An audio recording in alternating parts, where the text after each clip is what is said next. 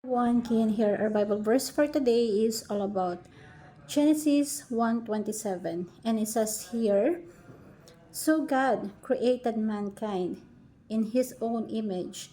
In the image of God he created them. Male and female he created them.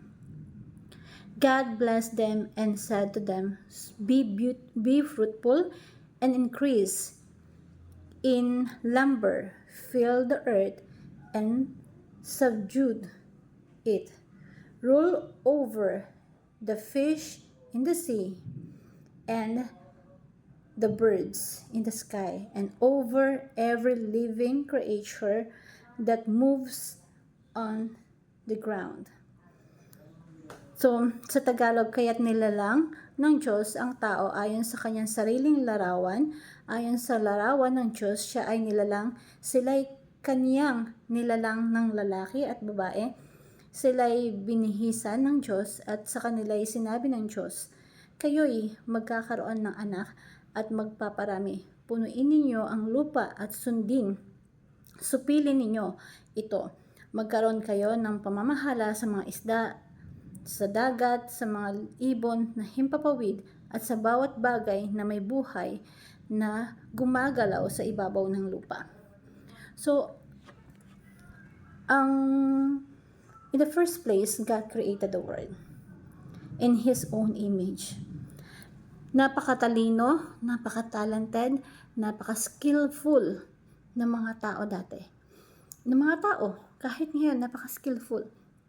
Kung titignan mo, kayang gumawa ng barko, kayang gumawa ng airplane, kayang gumawa ng mga anong tawag dito? Yung mga filter na magamit. Iba yung technology. Sobrang talino. Ibig sabihin, ganun ka-powerful yung mind ng tao because we are created in His own image. But, sin corrupted it. Because of the sin, the talents, the skills, the ability that we have corrupted by the sin. So, dahil sa pagkakaroon ng kasalanan, naapektuhan lahat. And nakakalungkot lang isipin na tayo ay ginawa ng ating Panginoon beautifully. Kaya, huwag nating hayaan na makorrupt kung ano yung work ni God sa buhay natin. God works includes all human work. Nung nakorrupt yung lahat ng mga magandang bagay dito sa mundo because of the sins that we have, yun yung reason kung bakit ni-redeem ni God yung mga tao, yung mundo. Kasama yon sa pag-redeem ni God, yung gawain ng tao. Kasi dati, yung mga tao, lahat ng ginagawa nila is para sa pagsamba, para sa pagbibigay sa puri sa Panginoon. Kung nagluluto sila, lahat yun parang with the glory of God, for the glory of God.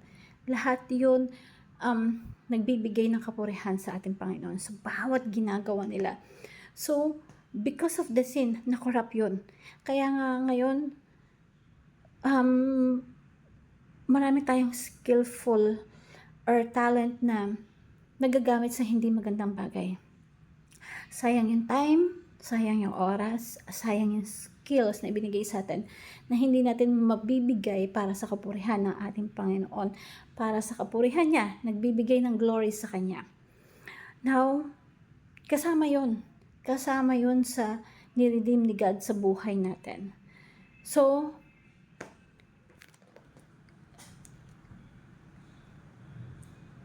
sa kaparaanan natin ngayon sa buhay natin, lagi nating isipin na God